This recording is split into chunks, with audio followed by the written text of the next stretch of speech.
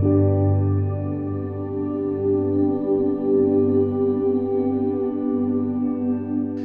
welcome back to part two of the Vision and Light interview or conversation with Eric Bennett.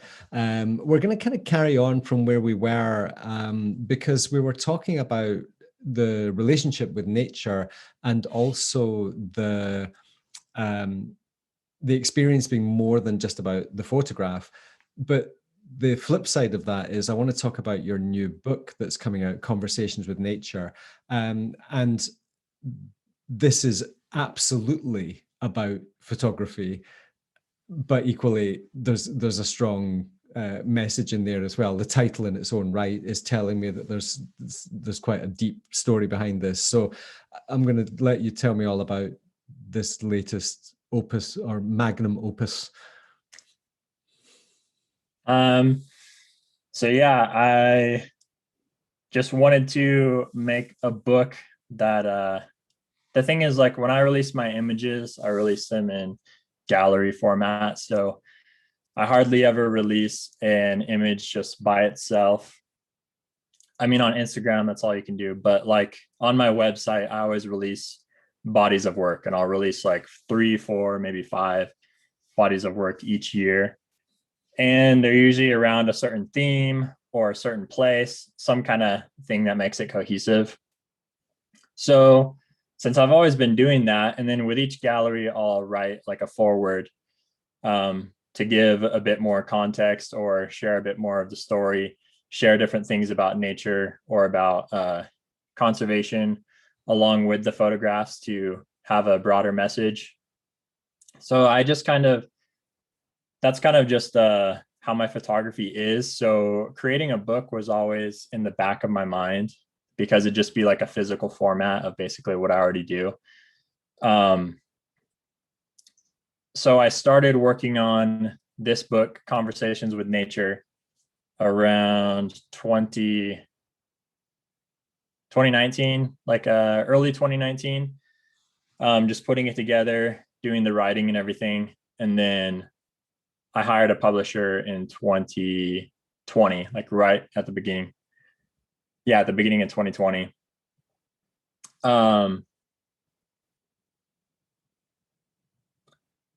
Yeah, so my whole goal with the book, I guess is what you want to know, is again, just to share photographs of nature that convey the value that it has in its pure and unaltered state.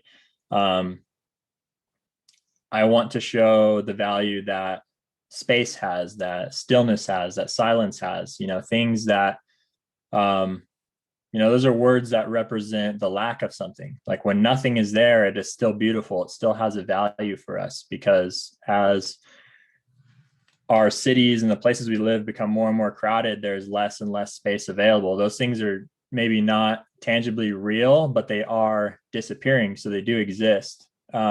The lack of noise, the lack of movement, they have a value that it's hard to, it's worth preserving.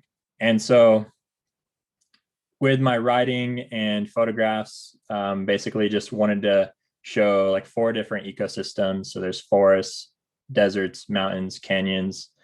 Obviously, Earth has a lot more ecosystems than that, but I just wanted to start a bit more specific and just feature each one of those and share some more information about it with a foreword and then just photographs on their own. So yeah, I don't know what else you want to know about it. Well, before we started recording, you said that it had been quite a difficult process. Now, obviously, I'm embarking on my own book project, as a few people know, and I'm very curious to hear why you've kind of intimated that it didn't go particularly smoothly or hasn't gone particularly smoothly. Yeah, so actually making the book, like on my part, I wasn't really expecting to do a book at the time. It kind of came a lot sooner than I thought, but anybody that writes I think you learn very quickly that when things come to you, you need to write them down right away or else they're gone. And then once you start writing them down, it builds and you receive more and more and more as you go. So that was just happening. I couldn't help it. Like I started writing the book. Then I started putting images together and the book took shape and I finished it like rather quickly, probably just in about 4 or 5 months. Okay. But then it came time to actually materialize the book and get it produced. And that was where I started having a lot of issues and setbacks and things that made the project a bit more difficult. So everything happened really smoothly up until then. And it's pretty long and crazy story, but there was no time limit on this show. well, so I started by I wanted to, I'm pretty picky with stuff that I put out. I would never want to produce something that doesn't meet my standards, and I would never want to take people's money for it, especially if I wouldn't want to buy it myself. So that's kind of a good forward for this whole story because you might understand it better. So I wanted to hire a local publisher. So I was looking for somebody that could get my book printed here in Utah. That way I could be there in person. And instead of explaining things over emails to somebody overseas or something like that, having things get lost, maybe having them not be on the same page or understanding exactly what my expectations were. I wanted to be able to kind of oversee the project personally and have it close by so I could run down there if anything happened, fix little things that might come up. So I hired a publisher here in Utah in Salt Lake that seemed reputable. They had a lot of great examples. I completely trusted them. They seemed awesome. So I think you can already kind of tell where this is going. So before printing the entire run of books, because when you manufacture something, you have to order it all at once. They can't do it one by one, obviously. They do it all at once. So I paid a lot of extra money to have a single copy printed all on its own beforehand, just basically so I could make sure my images were sound, because I did all the preparing of all my images for the book and everything. I basically made the layout and stuff like that. So before I went and printed all of them, I wanted to print one just to make sure that on my end, things were looking good. So we had a sample copy printed early 2020 last year. And the sample copy turned out incredible, just way better than I thought that the book would ever turn out. I was just blown away and I was just on cloud 9. So right away, I was like, yeah, this is awesome. Let's do it. Let's order the full print run. Like I had full confidence. So I decided to make a few extra little tweaks and stuff. Like I didn't have page numbers before, but I decided to add them in there. Because once you hold it physically as well, even if it's just a book with just text, like you notice things, like reading it on paper, you notice things. So I changed some of the writing, I made some quick edits and things like that. And then we ordered the books. And so it takes about 5 or 6 weeks to have them made. And so the printer I had hired here in Utah, they basically get all your information. They tell you like the best way to make the book, the materials and all that. And then they have it printed in South Korea, which is very normal. Okay. So they outsource the actual printing of it to another company that they work with. Getting things printed in the US is like outrageously expensive. And especially for like a small run like this, because I'm not printing like millions of copies, it would be like astronomically expensive. Yeah. So they sent off the book to be printed. About 5-6 weeks go by and they're like, hey, the books are done. They're ready to be shipped. They sent us a couple advance copies, or like my publisher had paid extra to have them like flown over so that I could see the book. And I opened up the book in his office. I mean, first of all, the front cover just looked like weird. Like it's a lot darker. Colors were off. So then I start going through it and I'm like, just doesn't look right. Something's weird. Let me take this home so I can look at it further before I tell you what I think of it. But just completely different reaction than the sample book that looked amazing. So I was comparing it. Basically, like all of the photos came out a lot warmer, and they all kind of had a yellow color cast, which somebody that teaches people post-processing, somebody that spends hours post-processing their images to get them to look an exact way, just by like, just small percentages. Like I have it exactly how I want it. I don't want it to be warmer. I don't want it to be cooler. Right. It's perfect. I was like super devastated by that. So I called them and I let them know. And of course, like they had already made all the books by now and they didn't look right. So I was like, oh man, what's going to happen? So I called him, I told him, and then he had me come down and he looked at him and he was like, yeah, I can see it as well. Like, you're right. I can see there's a big, obvious color shift in these images. So he said he was going to talk with them. Basically, a few weeks go by. He's like negotiating with them. They decide to reprint the book. So I wait another 4 weeks. And mind you, I was expecting the book to be done in the first print run, right? I didn't think that it was going to take several print runs. So I already had pre-orders going by then, I think. So I was already collecting people's money, hundreds of orders, and I didn't have a book that I was going to be able to give them. Right. So that's like stressful on its own, if you can imagine that. I was like, am I going to end up having to refund this money? Like, can I even use it? Like, it was a really bad feeling having thousands of dollars from people that I wasn't sure like if I was going to be able to keep it or if I was going to be able to give them what they had paid for. Also, I had already paid half for the project. So I was in quite a bit of money to fund the project myself. So that it started getting pretty stressful because of that. And so about 4 or 5 weeks during the time of COVID and canceled. Oh yeah, exactly. Already a crazy year. Being stuck at home, not being able to travel, not being able to shoot as much. We have 3 kids at the house, so so yeah, about 4 or 5 weeks go by. I'm super antsy. I'm super excited for this book to finally be done. And he had said like, oh yeah, they'll for sure get it right the second time. Like, it's unheard of that they mess up twice. Like, this print lab is really great and everything. I call him around the time that it's supposed to be done. And I'm like, Brian, where is what's going on with the book? When's it going to be showing up?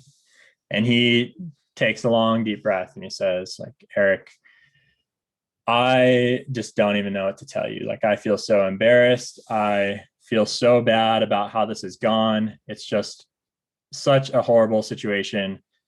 They finished printing the second time and they sent me a copy, and it looked so bad that I didn't even want to show it to you. Wow. So he on his own told them that it was unacceptable. Wow. And he demanded them to print it a third time. So I told him, I was like, well, they've already messed it up twice. Are you sure they're going to be able to print it right a third time? Like, what makes you confident that they'll be able to? And he's like, I just know they will. Like, it would just be crazy if they didn't. Like, this has never happened to me in my whole career. He was super confident. And he said, like, by then it was like October, maybe. So I still had like lots of money for pre-orders from people. And I was trying to have the book released a few months before Christmas, because holiday sales, it's like a no-brainer. It's a great time to release something. More people are going to buy it as gifts, things like that. So he was like, this is probably the only way that we could have it done potentially by Christmas, so you can fulfill your holiday orders and not lose any business and not have to refund people. So I was like, fine, I guess, we'll try it out. Because if we started with anyone else, it was going to take extra months to even get started on printing it. So and so this time, to kind of give me a bit more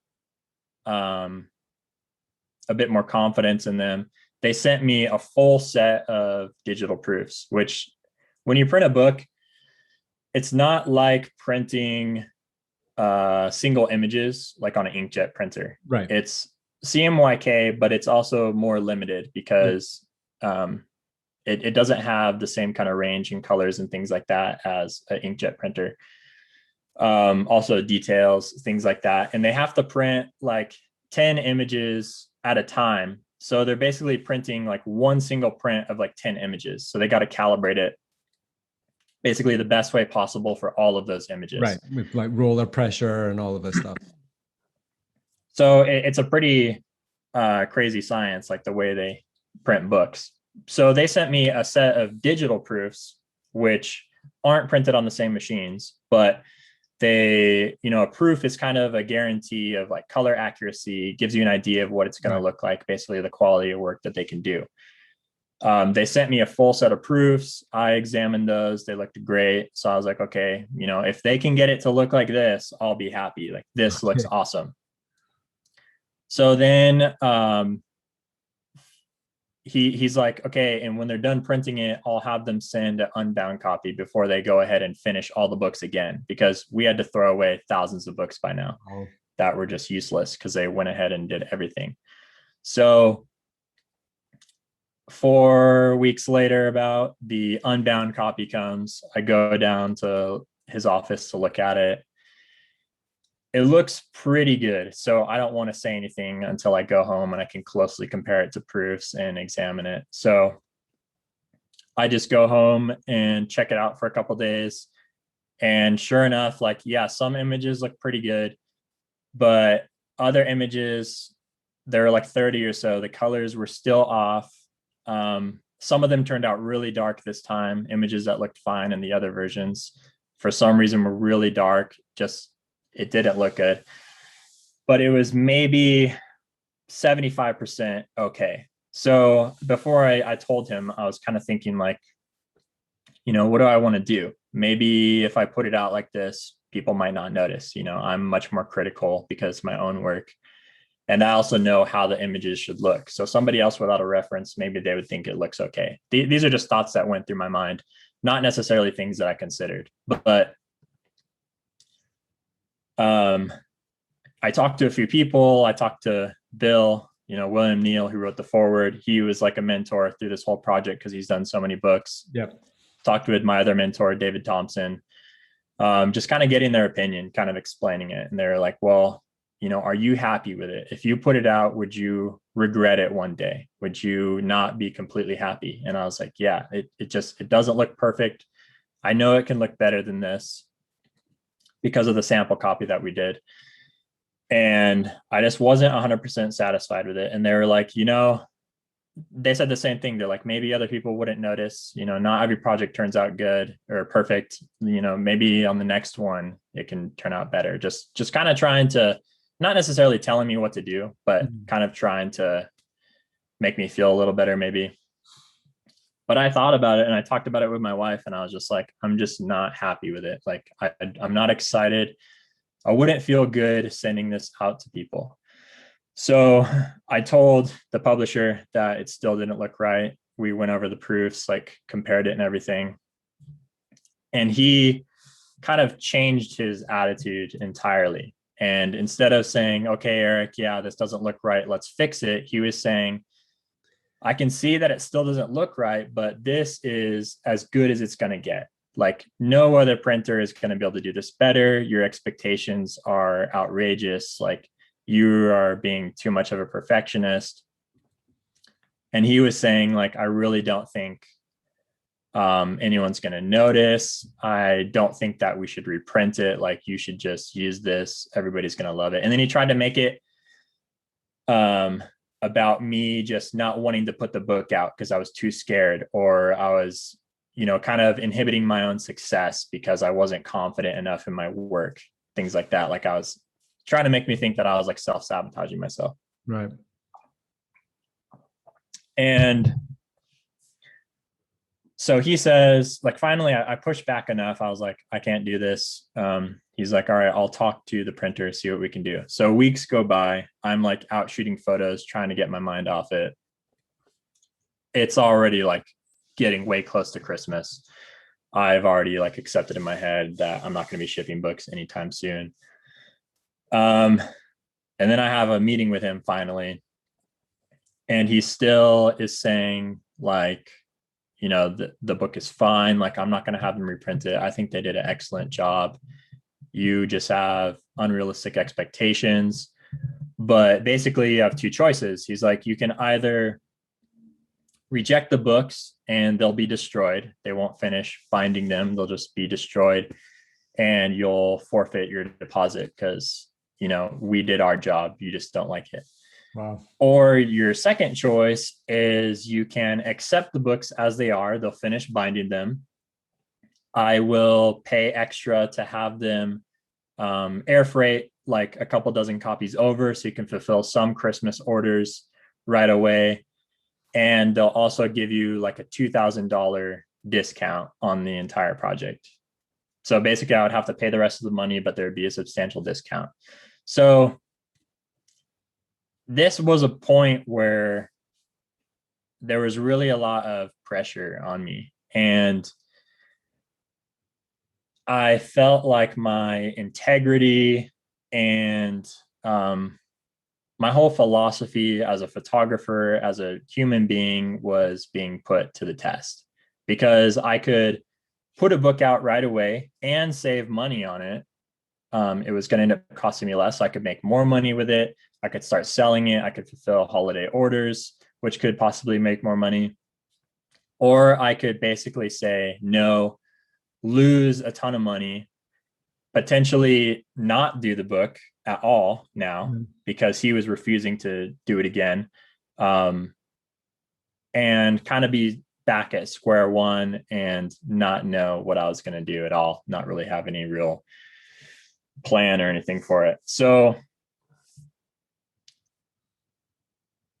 it was, now in hindsight, I know I ended up making the right decision, and I'm grateful that I did, because a huge weight has been lifted off me now. I feel way better about the project and everything. But yeah, so I ended up rejecting the books, and instead of him refunding my money, like he said, well, he had already gone ahead and had all of the books bound, because for some reason he was expecting me to accept his offer. Wow. Just because he's giving me a discount. So he paid like $2,500 to have like 47 books shipped on a plane over here from South Korea, and the rest were going to be shipped. Like, he had already put things in motion, just assuming that I was going to accept his offer. So when I told him no, instead of just me, forfeiting my money, he was now demanding that I paid the rest. And he was like, I'm just going to force it on you. Like, I don't think you can really reject the books. He's like, I'm just going to send them anyways, and you're just going to have to pay, because I think we did a great job. And I was saying, definitely not. And I also want my money refunded. Like, I wasn't, right. To me, it just seemed unacceptable that he was charging me anything when he wasn't fulfilling his part of the contract. He wasn't doing what he had agreed to or had promised with his sample book that he had lured me in with. Is basically like a bait and switch, like show you something really beautiful and then not fulfill it in the end.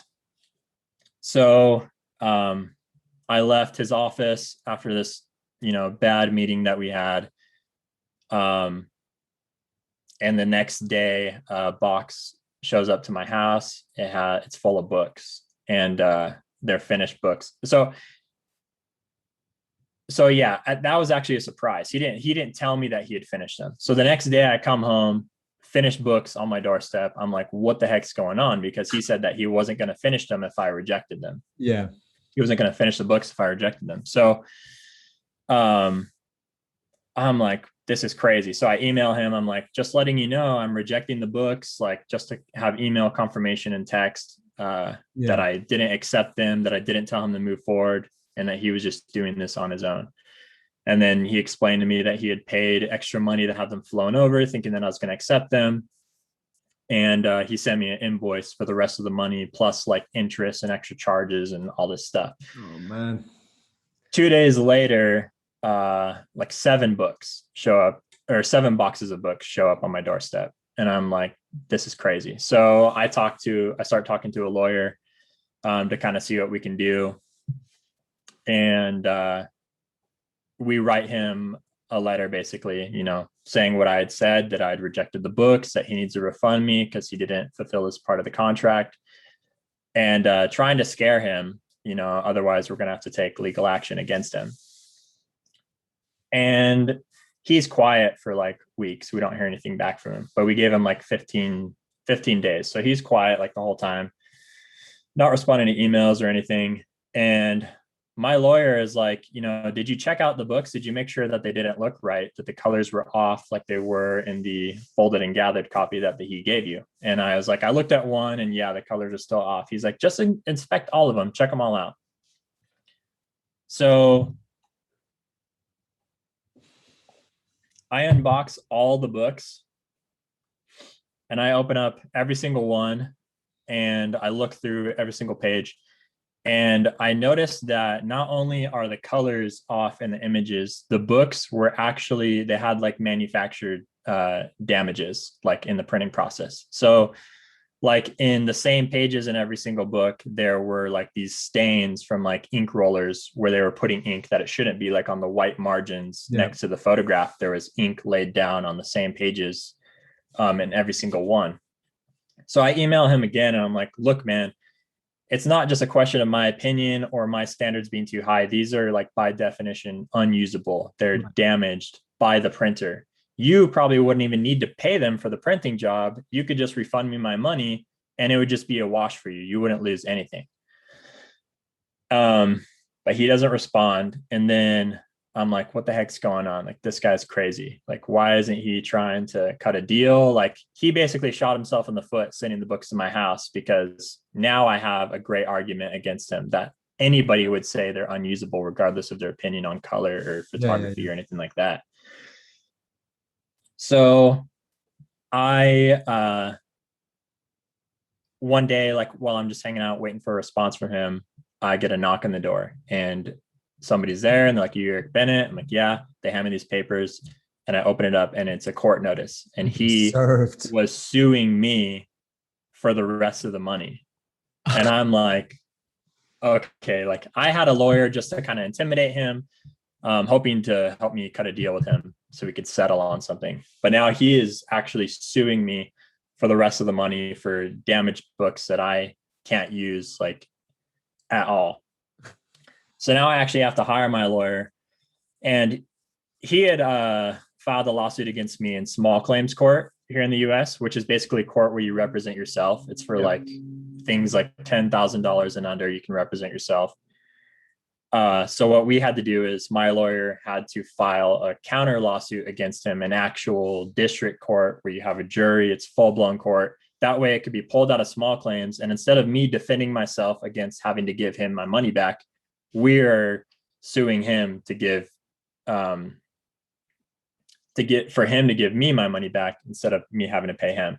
Jeez. So that is still like going on. We haven't gone to court yet. It takes forever, but so he still has like a ton of my money. And when I realized that the project wasn't going to go well, I went and I hired another printer to do it. And I hired my friend Eric Stensland. He has printed lots of books. Yep. He's always worked with Mountain Trail Press, which is this guy, Jerry Greer, on the East Coast. Right. And he had actually told me about him before, but like I said, I wanted to be able to oversee a lot of the project in person. So I didn't want to work with somebody on the East Coast over email. But, it was worth it. It cost a little bit more money. Started working with him. He was super cool. He was helping me with things like with this court case as well, like giving me information and opinions and things. And super nice guy. We got to work right away and we started printing the book. So I knew that the book was going to be done eventually during this, and that was a little bit of comfort, but obviously I had to fork over more money to him. So I have like money over here, money over there, no money in my bank account, family to support. So that was a huge decision, which was, there were honestly like, and it's not even about the money. It's like when you make a book, like, and you put yourself into it and you're an artist, like it's a huge thing that you can't describe. it's just like, it's like your baby. And so just the devastation of the book, like not turning out right and not being sure it was going to be done alone, like that put me in like a dark place for a few weeks. And then the stress of like the financial part of it and everything. And I was just like, man, was this just like a stupid idea? Like I started questioning everything. Um, at that time, it was a really difficult, it was the most difficult situation I've ever dealt with in my life. Because like, think about it, on top of not having any money, being in a lawsuit, I'm also in the middle of a pandemic. My wife like isn't working as much. We've got kids at home that we're trying to homeschool while I'm trying to get work done. My wife was pregnant with our newborn baby, which we have now. Yep. Like there were so like even without the pandemic, last year would have been an insane year, but then with the pandemic on top of it, like that all alone was just insanity. So it was the most difficult year of my entire life. But now in hindsight, like I'm so glad that I made the right decision. And even if I lose the money or whatever, like with the way the book has turned out now with Jerry, it's made it all worth it. And I'm so happy that I can be sending one out soon to the people that have ordered it, that I'm proud of, that I'm not going to regret a year from now or 10 years from now. One that I'm going to look back on when I'm a grandpa with my grandchildren, and I'll be proud to show it to them. And it's still going to stand on its own. So I think it was a lesson that I needed to kind of solidify my beliefs and everything in my whole philosophy. I feel a lot less scared of things. I feel a lot more sure of myself. I have a lot more confidence in my work. And I learned, like definitely don't take any shortcuts. It's really important to get things done the correct way and do what you believe in. So yeah, the book, it's being reprinted. It's almost done, but I've gotten samples and everything. So I've seen it and it's amazing. I'm just waiting for the full order to be done and have those shipped here from Asia as well. But this is the most traumatic Vision and Light episode ever. It's like an episode of Oprah.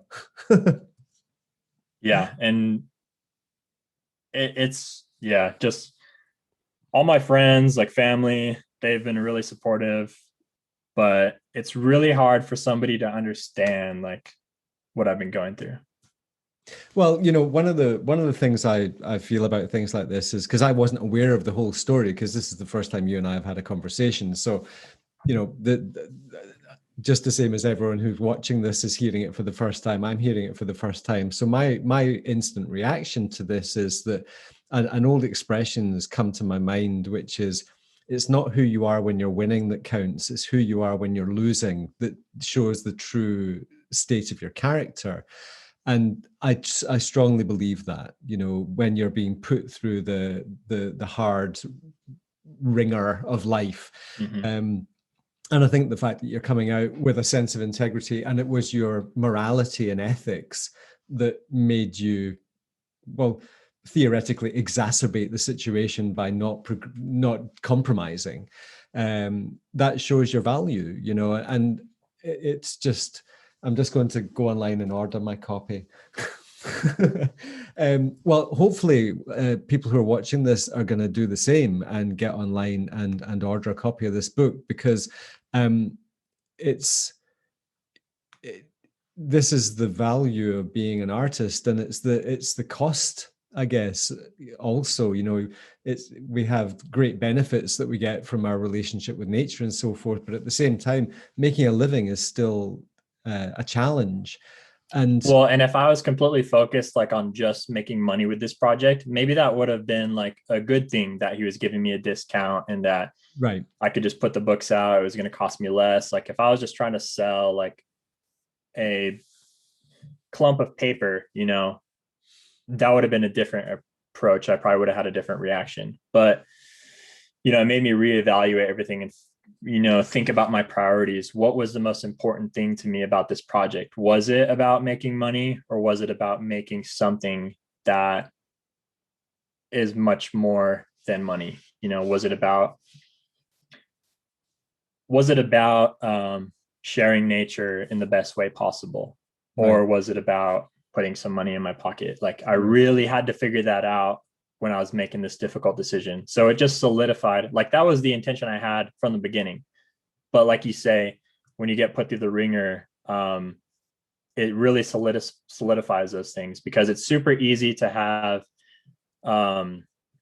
whatever kind of beliefs or morals when everything is going well. Right. Anybody can, be on top when things are going well. But when everything is like going wrong, the things that survive that are the ones that are going to stick with you forever, I think. 100%. 100%. Well, if I was wearing my beanie, I'd take my hat off to you. But I think what's been clear over both parts of this conversation is that, your sense of ethics and morality are fundamental parts of who you are, and whether they came from your upbringing or subsequent realizations through introspection and time in nature and so forth. I mean, we're all a function, we're all a product of our pasts to a certain extent, but it's who we are in the now that's all we've got, really, I guess. So this is another one of those conversations that could just go on and on and on. So I kind of look forward to having you back on at some point, maybe in later on in the year when you've had time to get the book out and out there into the world. It'd be nice to have you on again, and we can have a conversation more about the message in the book and how the book is a sort of manifestation of your relationship with nature and so forth. Otherwise, we're going to have a 3-hour long episode of Vision and Light here. But, amazing story, incredible. And thanks very much for sharing it. It just sounds as if it was horrific. Yeah, it was a complete nightmare. And I mean, I apologize. I'm not the best at like telling stories. I'm not like an orator. That's why I take photos and I write things down. I can do it much better. But yeah, it was just insane. But I'm glad that I came out on the right side. Like, I'm glad that I'm happy with my decision now, even though it was difficult and I was wishing things were different at the time, that just wasn't happening. I'm glad that I made the best of it. And even though it's costing me a bit extra money, like it doesn't matter to me anymore. Well, I'll tell you that, as someone who's got a few years on you, one of the things that I have learned in the time on this planet is that you're a sum of your morals and your ethics, and they're the things that you have to live with day in, day out. So you're a richer man for it. I'm certain of that. Thanks very much for coming on. It's been a real pleasure talking to you, and I do dearly look forward to doing it again. And maybe when we're over in the US, we're planning on coming over, hopefully in 2022. So we've got all sorts of people we're going to be meeting up with: Guy and TJ and Bill and Alex and Adam and Sean and Mark. And so I'd love to add you to that list, and we can hook up. It would be amazing to go out and spend some time in Utah with you. Yeah, absolutely. Would you mind, before we end, like if I just read a little bit from my book, so people can kind of get an idea? Go for it. So in the book, there's the foreword, which was written by William Neal, which was a huge thing for me because I really look up to him. And then there's an introduction by Alex Noriega, one of my peers and good friends, who is also an amazing photographer. So that was awesome to have him contribute. I think I've heard of him. Then there's an introduction by me, like a prologue, and then there's 4 sections, like I said: forests, deserts, mountains, canyons, each with a foreword of its own that I wrote. And then at the end there's an epilogue, which kind of summarizes my thoughts and reasoning for making the book. So I'm just going to read a paragraph or 2 from that so people can kind of get an idea. Great. With all the events unfolding today, there is no doubt that we are living in a challenging time for ourselves and our planet. A few hundred years from now, people may talk about the irreparable destruction we inflicted on so many beautiful places, of the animals, plants, and insects that we drove to extinction, of how we pushed ecosystems to the breaking point all over the globe. I only hope that the end of that story will be one of triumph for both man and nature, that we will one day learn to live in harmony with the earth and its many marvelous creations. Individual change can give us a clear conscience, mainly being mindful of our consumption and reducing our waste, knowing we are doing all we can to not make things worse. However, our individual efforts will not save the earth. The only way we can change our course is by pressuring companies to make the things we buy and use in a more sustainable way through an environmentally friendly means of production. We must demand that our governments put more restraints on big corporations and industries all over the globe, no longer allowing them to harm the environment by irresponsibly dumping waste and consuming resources without restraint. Just as one enormous glacier can affect the entire planet, a single massive industry can throw it all out of balance. I've been fortunate enough to experience the beauty of unspoiled forests, spacious deserts, majestic mountains, remote canyons, and many other places I consider to be gifts of nature.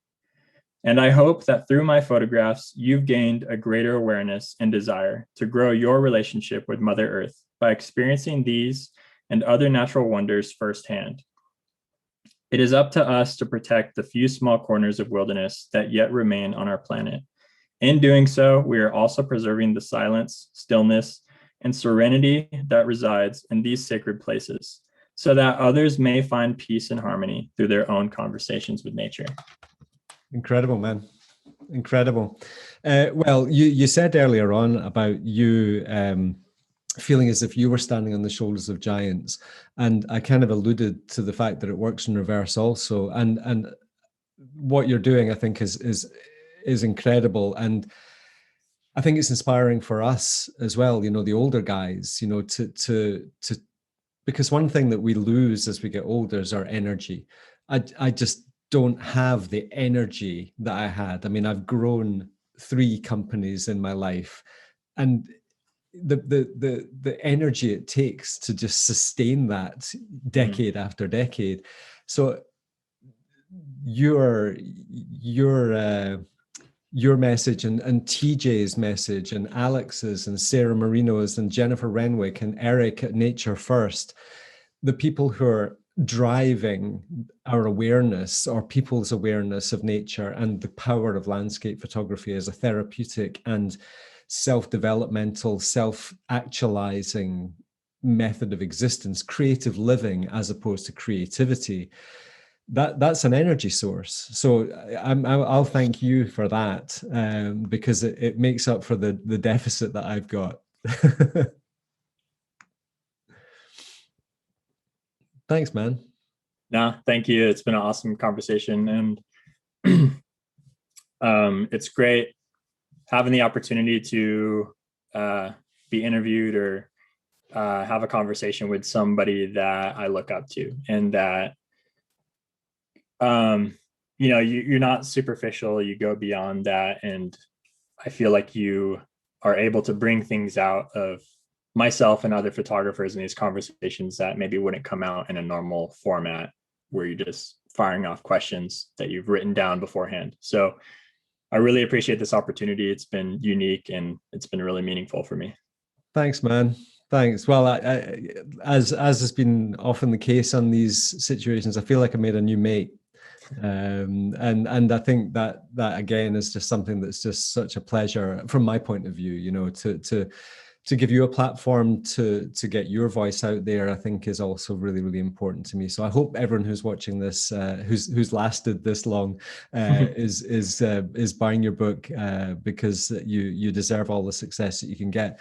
And also, you know, just to celebrate nature. I'm a big photo book buyer. We've got lots and lots of them in our study, and they are truly a valuable thing. Thanks, man. I thank you. It's nice and simple. Likewise. All right, man. Thanks so much.